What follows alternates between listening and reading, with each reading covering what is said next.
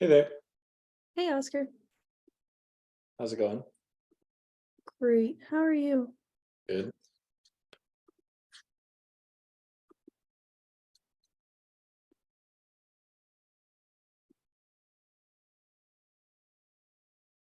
Cool.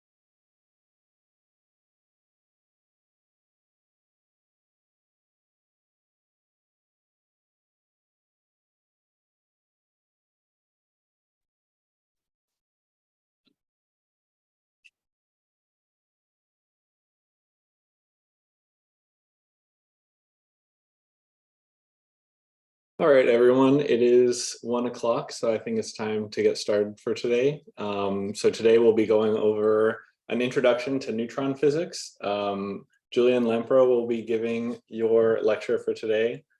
She is a current PhD student at the University of Michigan and technical staff at Los Alamos National Laboratory.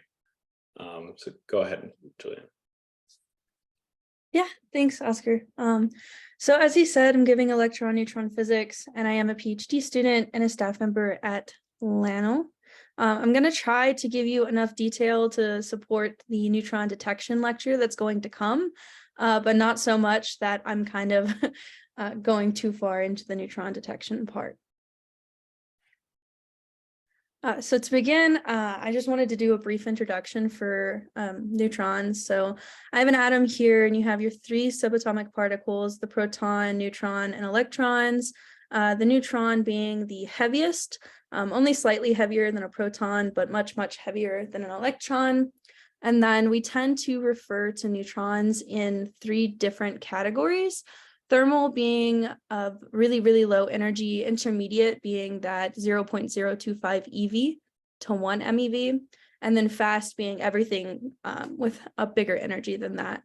Neutrons are born from fission super duper fast in terms of this plot right here, and then we tend to moderate neutrons down for detection and criticality experiments and things. You should have already had Gamma Week, I believe. And so you've talked about gamma sources, and you've seen things like this convenient decay scheme here for cesium-137. Most of it's going to beta decay into this baryum in an excited state, and then that's going to go down via this 662K EV gamma. That's not as much of a thing for neutrons. And this is because you would need as much excitation energy as the large binding energy. And so if you look on the plot to the right, you can see that especially in the heavier atoms, the binding energy is very, very high. And so it's not as feasible to get this kind of convenient decay scheme for neutron sources. What we do use, these are very common examples, I will say, but one of the most common that you will see in like a lab type setting is probably an alpha N source. And so we're mixing an alpha emitter, something like plutonium, with a low Z material like beryllium. And so you can see here the plutonium-238 alpha decays, the alpha is going to go and interact, and the neutron is produced.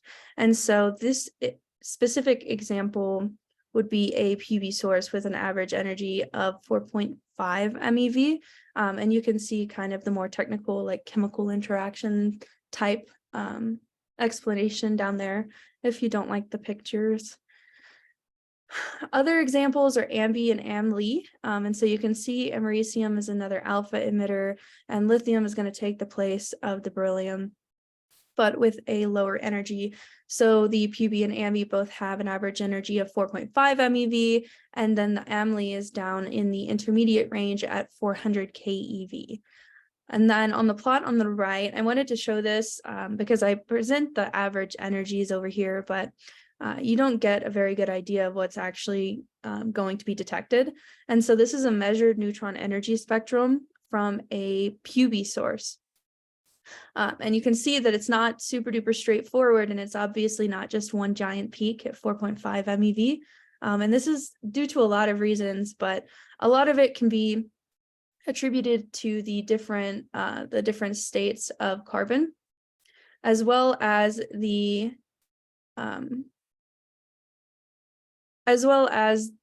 energy of the alpha, and probably, since this is a measured spectrum, a little bit due to different detection variables. Another kind of source would be a photoneutron source. And so this is going to take advantage of the photonuclear reactions. Gamma ray source surrounded by a material. In this example, I have beryllium, but you could also do hydrogen. And I have the equations at the bottom shown there too. And so in the figure, you can kind of see there's a beta decay of sodium. You get an excited neon, and that's going to emit the gamma ray that's going to interact with the outer ring. And that's actually where the neutron's going to originate from.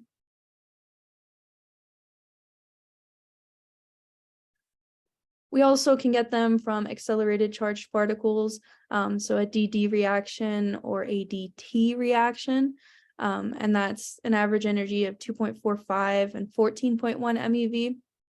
But this is going to be in a situation where you have a plasma beam of accelerated deuterium targeting deuterium or tritium, one or the other, and the neutrons coming out of this are actually going to be about the same energy.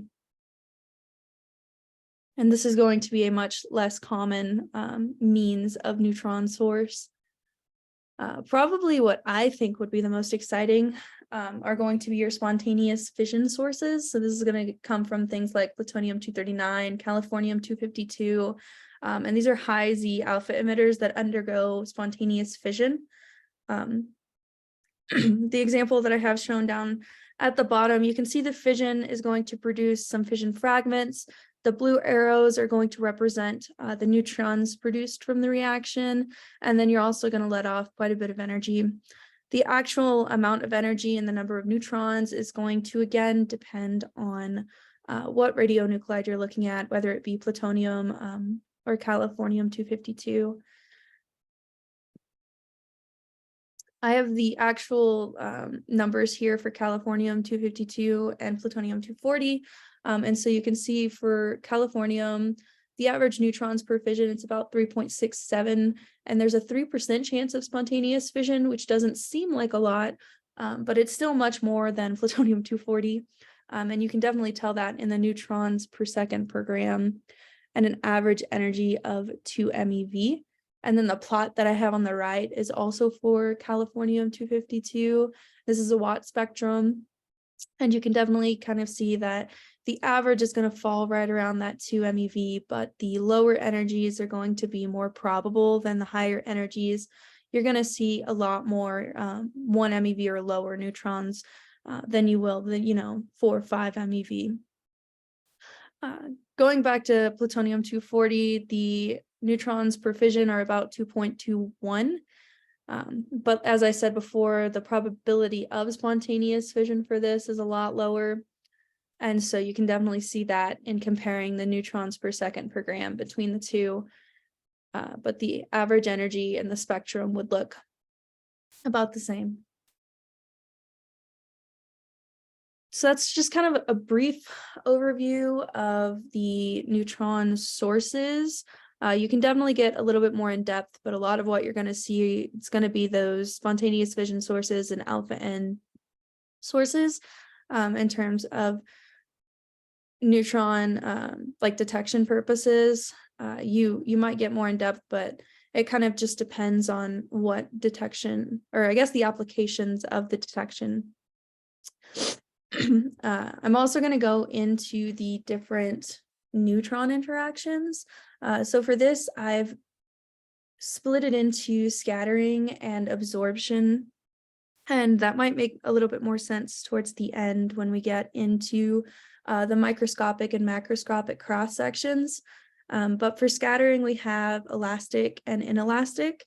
For elastic scattering, that's going to be a neutron coming in and interacting, scattering off of an atom where the kinetic energy and momentum are conserved. And inelastic scattering is going to be the same thing, but the kinetic energy is no longer conserved. And so for the elastic scattering, we can actually do some kinematics with the assumptions, as well as knowing that the kinetic energy and momentum are conserved. And so here you have a neutron flying in at whatever energy, and it's going to collide with some material. For this example here, I have hydrogen, and then both of those are going to recoil off at some angle and some energy. And so you can actually calculate the energy of that recoil nucleus, as long as you know the identity of the material, the energy of the incoming neutron, and then also the angle at which they scatter off. And so I have just kind of like a small example here. I'll probably just give like a minute for you guys to try to work through it if you'd like. And then if not, I'll go through the answers after a minute. But you're just trying to find the maximum and minimum recoil energies of the recoiled neutron and the recoiled nucleus, given an incident neutron energy of 2.45 MeV. And I went ahead and included the equation from the previous slide. So I'll go ahead and give you guys a minute to look at that.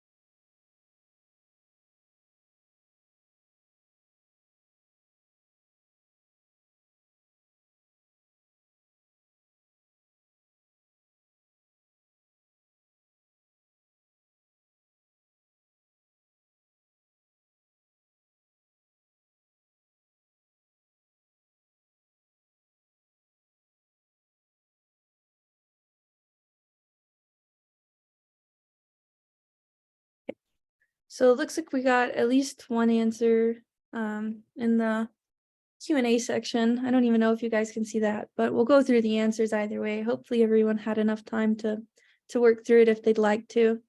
And so the angles are going to go from 0 to 90 degrees. So if you do the cosine of 0, you'll see that the max is going to be 2.45 MeV. And then just using the fact that the energy is conserved and doing an energy balance, that would mean that the recoiled neutron would be 0.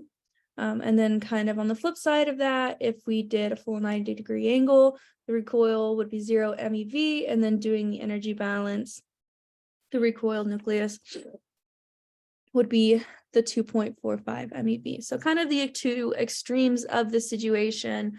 And you can also take note that when A equals 1, that part of the equation is going to allow for more energy transfer versus a very, very heavy nucleus. Like A equals 92, you're not going to see as much energy transfer.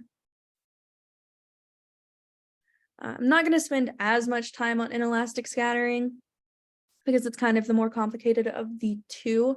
But if you look at the figure here, you can kind of see the neutron coming in, an excited nucleus, and then the de-excitation with the neutron, some energy, and the recoil nucleus again. There's also the threshold reaction equation on this screen. And so again, that A is going to be the atomic number, and then the first excited state. But an important thing to note here, I think at least, is that it has a low cross section for the small nuclei. And so this isn't going to occur as much for hydrogen, whereas before when we were talking about elastic scattering, we liked hydrogen. In this situation, just because the cross sections are small, meaning it's not super likely to happen for hydrogen. It's more important for your heavier things like uranium, plutonium, things with the larger A values. On the other side of this, under absorption, we can start with just radiative capture. This is just going to be a neutron being absorbed, causing excitation, and then the atom de-excites by emitting a gamma ray of some energy. And so the example that I have is plutonium-239 taking in a neutron and then spitting out some energy and staying as 240.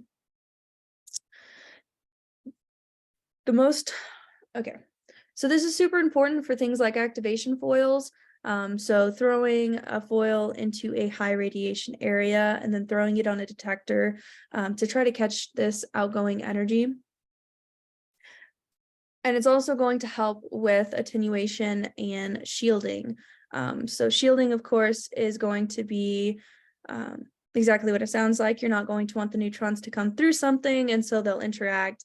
And attenuation is related to that. It's looking at if a beam of neutrons is going to make it through a certain slab of material. And we'll kind of get more into attenuation once we talk about cross sections a little bit as well.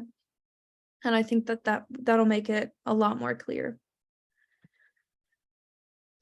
Capture transmutation is about the same thing. You're going to take in a neutron, causes excitation, but this time when it de-excites, you're going to emit a different kind of particle. So an alpha particle, a proton, something of that magnitude.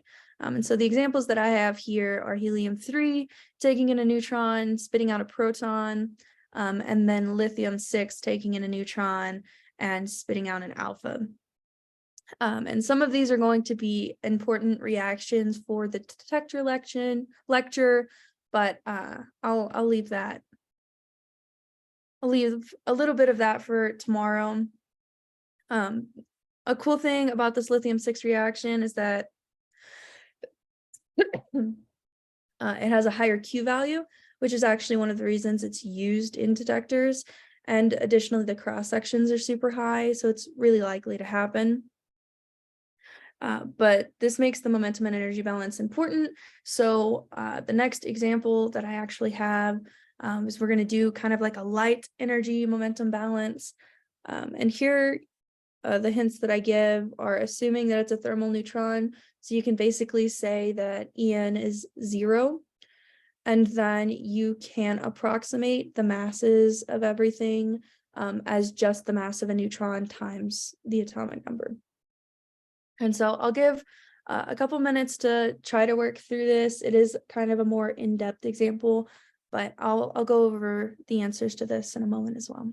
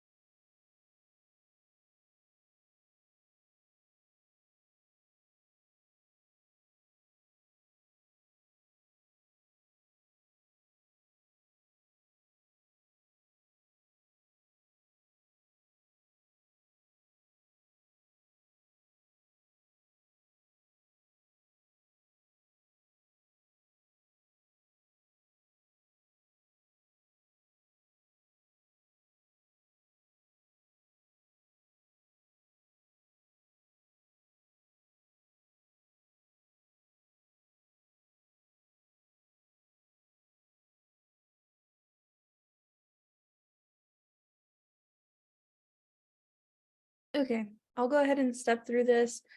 You should have access to the slides after this, so you can kind of step through it on your own if I go a little bit too fast, or I do think that these might be being recorded. But as I said, we're going to do some energy and momentum balancing.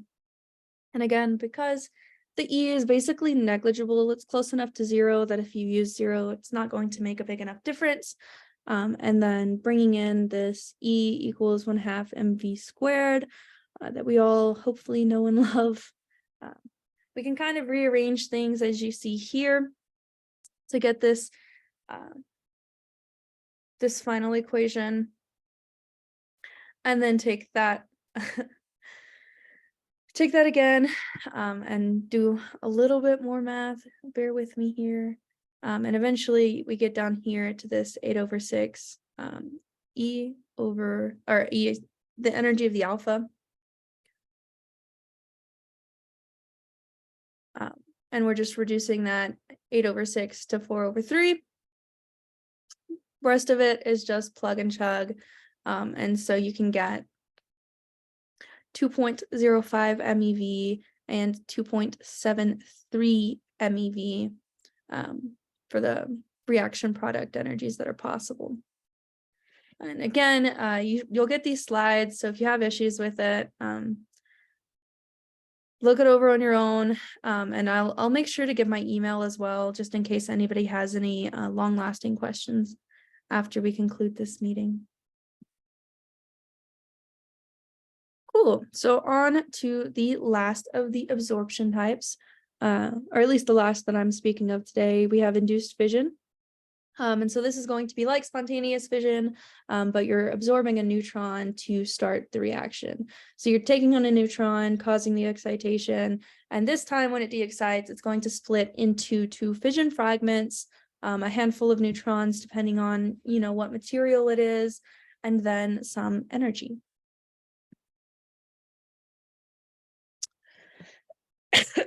For a lot of the isotopes of interest, this is going to be more probable at lower energies, meaning that they just have high fission cross sections in the thermal energy ranges. And then again, the number of neutrons, the density of the fission fragments, the energy produced, all of that's going to depend on the isotope that you're looking at. So the example that I have here, it's a neutron coming in, going to collide with uranium-235. That comes out excited, and it's going to split out two fission fragments, 3 neutrons, and a buttload of energy. And so on the plot in this top right hand corner, you can see that the identity of these fission fragments kind of just depends on a bunch of different things. And you can see for the percent fission yield how often that specific fission fragment comes up. And so for these thermal energies, it's kind of 2 lumps of a plot. And then as the energies increase, I think the other one plotted here is 14 MeV, that blue line. You can see that it's going to start diverging back up to a single humped plot.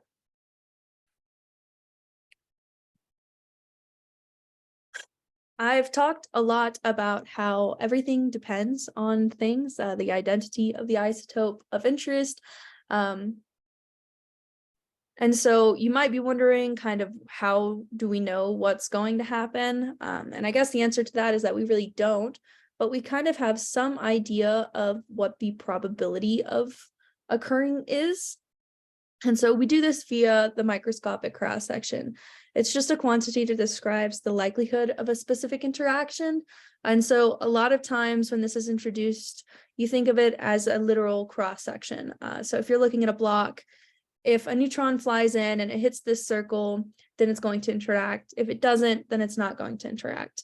Of course, it's a little bit more complex than that. It doesn't really matter where it hits in the material, but it's a good way to think about it. And it's usually given in units of barn, and that's just 10 to the negative 24 centimeters squared. So very, very, very small quantities. You can break this up per interaction. And so a lot of times you split it, scatter and absorption, but that can be split even further, as we saw earlier when I was talking about the different kinds of interactions. You have elastic scatter, inelastic scatter, the transmutations, fission, all of that good stuff. And so you can kind of think of it again as like a little pie chart. So if it hits the fission section, it's going to fission. And if it hits the elastic scatter section, it'll scatter. And if it doesn't hit the circle at all, then it'll just keep going. Again, it's a little bit more complicated than that, but it's a good way to think about it in the beginning. And then the probability of a specific interaction, you can just express that as that cross section, or that microscopic cross section over the total microscopic cross section.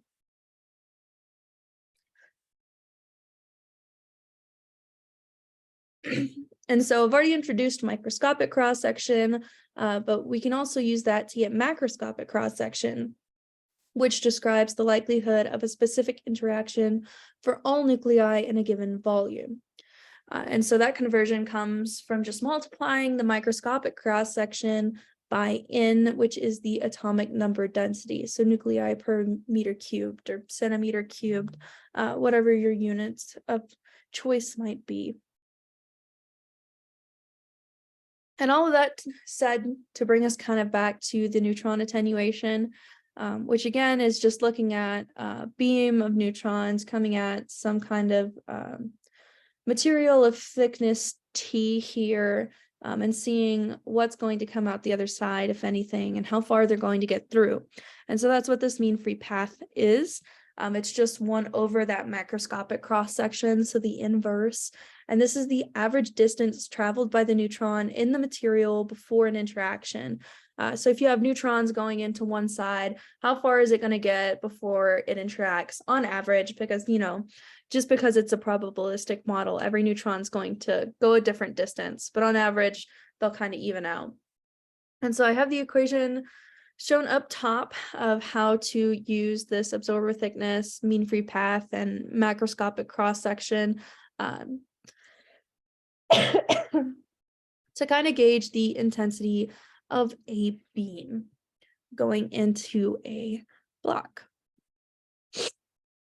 My third and last example, here we're considering a neutron beam going into U-235, and then I give you some microscopic cross sections here in units of Barn, which again is just 10 to the negative 24 centimeters squared. And I've gone ahead and I calculated it out for you here, just the density, Avogadro's number, to get this 4.9 times 10 to the 22 atoms per centimeter cubed. And we're trying to calculate what distance a neutron would travel before any interaction and before a fission interaction. And so we're looking for that mean free path. On average, how far would they get for the total cross section and the fission cross section?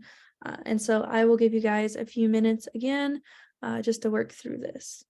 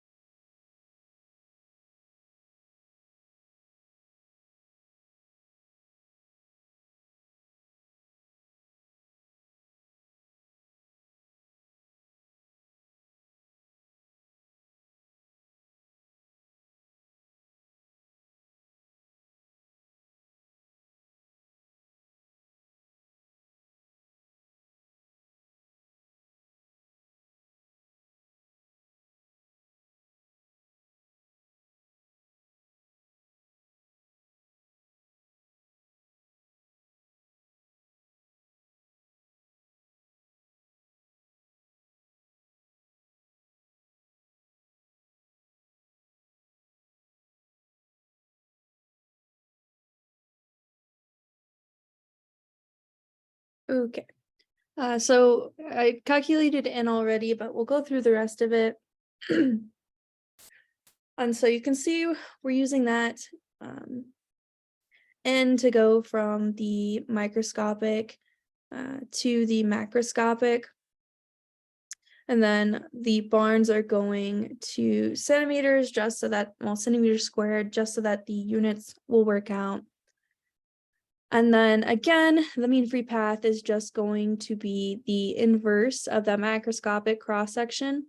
And so doing the inverse of that, you should get somewhere around 0.03 and 0.035 centimeters for the total up top and for the fission below. And so that's all that I have today. I know it was kind of a fast lecture. I was trying really hard not to get into some of the detection specifics that I'm sure Oscar, I think, will go through during the next lecture.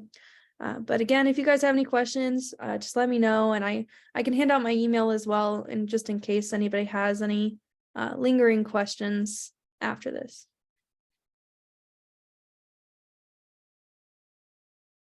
Oh, I guess I can start my video because I never did that.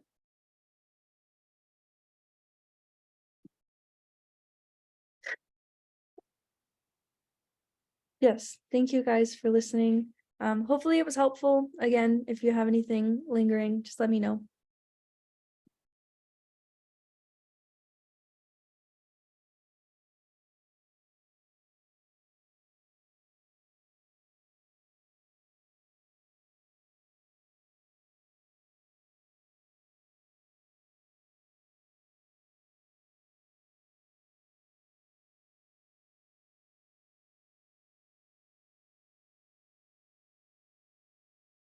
Cool. It doesn't seem like there's any other questions, so we can go ahead and oh, okay, wait. Thoughts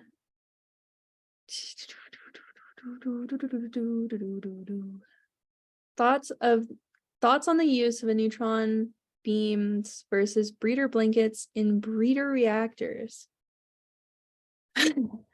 Admittedly, I'm not big on breeder reactors, so I don't really know that I have thoughts on that. Oscar, do you have any thoughts? Not on this topic. I think both Julian and I are more detector people, so we're not really thinking too much about fuel cycles and things. So yeah, I think maybe there will be another lecture with someone who would be able to answer that later on in the summer school. Definitely. So are the collision type percentages we saw on the pie chart probability based too?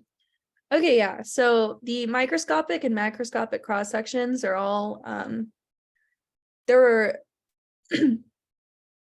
defined values, they're nuclear data, they're characteristics of the different materials, but they represent probabilities, if that makes sense. So like I said, you can take the microscopic cross section of fission over the total microscopic cross section, and that is the probability that if a reaction occurs, it would be fission. And then again, using the macroscopic cross section to do the attenuation calculations and the mean free path, that's giving you the averages of how far a neutron will go before interaction.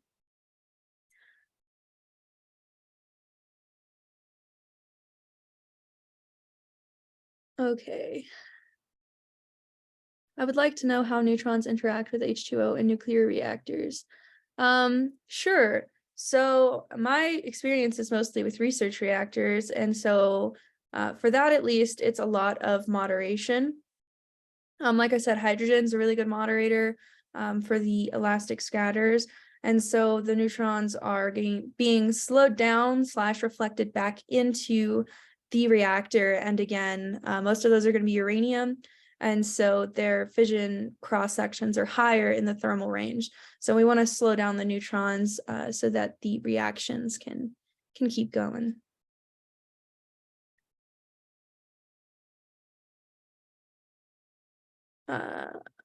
Research work. Okay, would be interested in knowing about your research and if it has anything to do with neutrons. Yes, sure. So I introduced myself. I work at LANL, specifically in the critical experiments group. And so I do a lot with neutrons, actually, specifically nuclear data. So the cross sections and the, the probability of what energy the neutrons and how many neutrons will be produced. That's a lot of what I work with, is perfecting those values. And so what my group at LANL does is we go out to the DAF and we do integral benchmark experiments. So we have a lot of plutonium and HEU samples that we combine with different materials that don't have super good data. So things like beryllium, and we do experiments, and then we can compare the measured data from those experiments to simulated data to kind of gauge how good our personal understanding of the nuclear data is. And so that's kind of what I do. I do a lot of work with organic scintillators, nuclear data, and a lot of MCNP.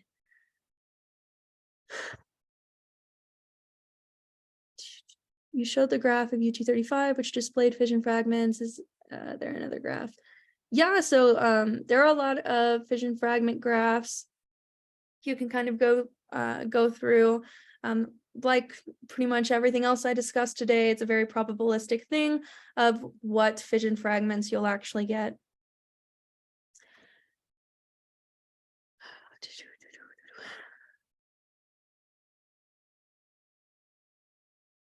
Okay. Sorry, every time someone asks a new question, it like scrolls back to the top.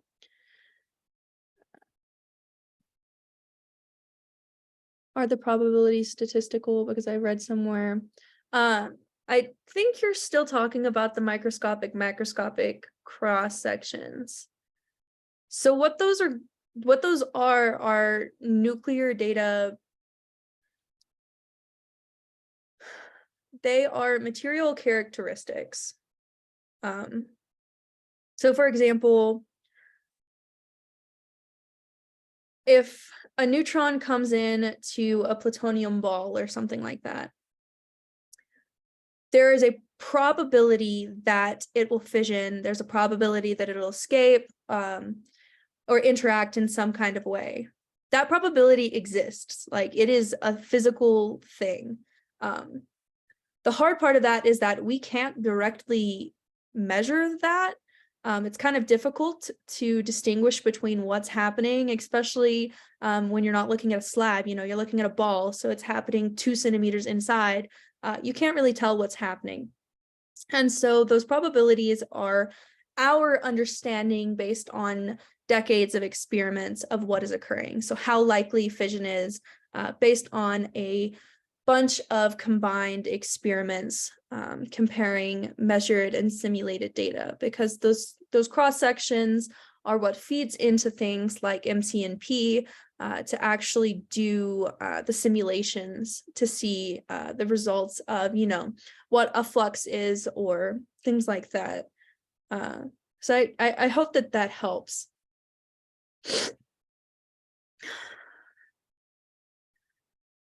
To generate the simulations for neutron cross sections. What tools to generate simulations?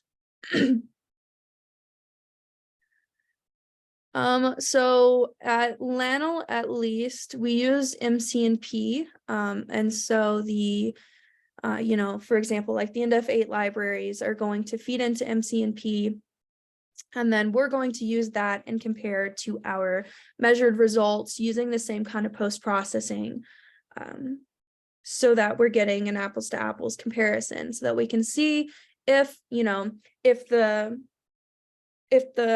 backside of things are the same, if we're doing our multiplicity analysis the same, any difference we can kind of contribute to that nuclear data. And so it's kind of a game of figuring out what nuclear data is causing the issue. and targeting an experiment to improve that, so that the uncertainties aren't so large and it's not having such a great effect on the simulated response.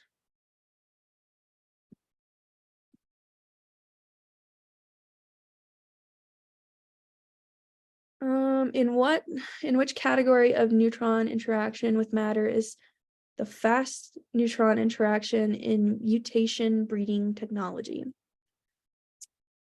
Again, I am not super involved with that field at all. I definitely think, as Oscar said, there will be some lectures later on that I think your questions will be answered, and but I am probably not the one to try to answer that. How to increase epithermal neutrons in thermal research reactor? What materials would you use for it?